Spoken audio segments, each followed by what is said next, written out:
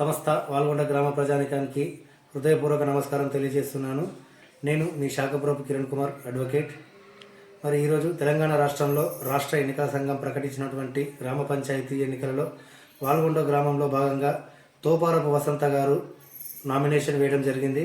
మరి రాష్ట్ర ఎన్నికల సంఘం వారికి బ్యాట్ గుర్తు కేటాయించడం జరిగింది. కావున వాల్గొండ ప్రజలు తోపారపు వసంత గారి బ్యాట్ గుర్తుకే ఓటేసి భారీ మెజార్టీతో వారిని గెలిపించాలని మేము కోరుతా ఉన్నాము.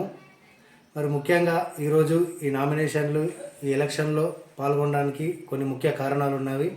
ఎందుకంటే ఈ జగిత్యాల జిల్లా మల్లాపూర్ మండలం వాల్గొండ గ్రామంలో శ్రీ రామలింగేశ్వర స్వామి వారి ఆలయం ఉంది.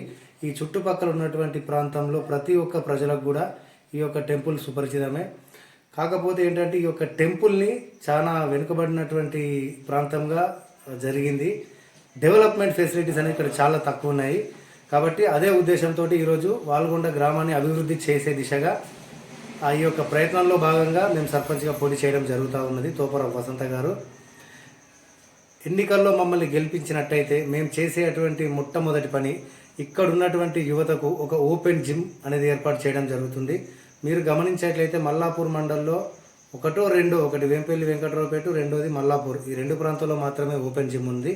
కావున వాల్గొండ అనేది గోదావరి తీర ప్రాంతం కాబట్టి అక్కడ ఓపెన్ జిమ్ అనేది ఏర్పాటు చేయడం వల్ల యువత ఎర్లీ మార్నింగ్ లేవగానే వాళ్ళు ఎక్సర్సైజ్ చేసుకోవడం, వాళ్ళు శారీరకంగా కానీ మానసికంగా కానీ అన్ని విధాలుగా కూడా వాళ్ళకి పీస్ఫుల్గా ఉంటుంది. అది ఆలోచించి ఈ యొక్క కార్యక్రమం చేపట్టడం జరుగుతుంది. మరి మీరు గమనించేట్లయితే వాల్గొండ నుంచి గొర్రెపల్లికి ఒక ఫారెస్ట్ రూట్ ఉంటుంది. చాలామందికి ఈ రూట్ తెలుసు, అదే రూట్ వాడేది మొన్నటి వరకు కూడా.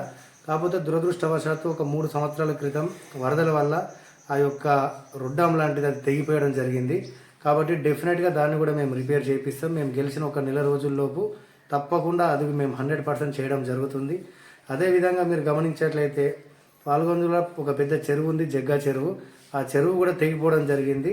కాబట్టి ఉన్నతాధికారులతో మాట్లాడి గ్రామ ప్రజల సహకారంతో తప్పకుండా దాన్ని కూడా మేము రిపేర్ చేయడం అనేది జరుగుతుంది. నూతనంగా ఒక బ్రిడ్జ్ కూడా గవర్నమెంట్ ద్వారా శాంక్షన్ చేయించుకొని 100% దాన్ని కూడా మా టర్మ్ అయిపోయే లోపల ఖచ్చితంగా మేము పూర్తి చేయడం జరుగుతుంది. ఇంకా మూడో విషయానికి వస్తే టెంపుల్. ఇక్కడ టెంపుల్ అనేది చాలా ప్రాముఖ్యత చెందింది.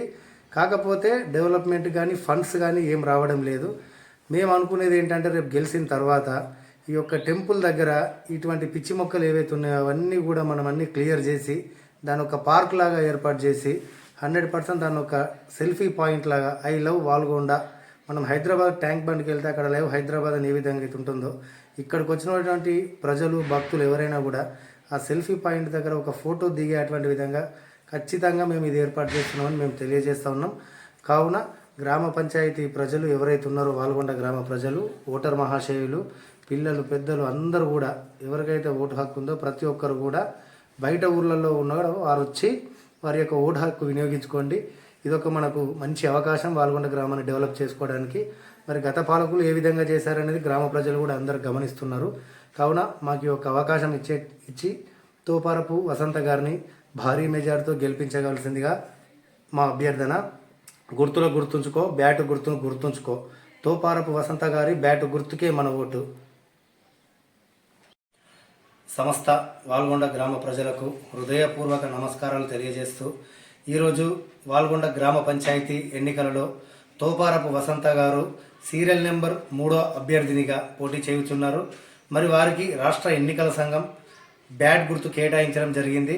కావున వాల్గొండ గ్రామ ఓటరు మహాశయులు అందరూ కూడా అభివృద్ధి కొరకై తోపారపు వసంత గారి బ్యాటు గుర్తుకు ఓటేసి వారిని అమూల్యమైన భారీ మెజార్టీతో గెలిపించవలసిందిగా మా యొక్క ప్రార్థన. గుర్తుల గుర్తుంచుకో, బ్యాటు గుర్తు గుర్తుంచుకో.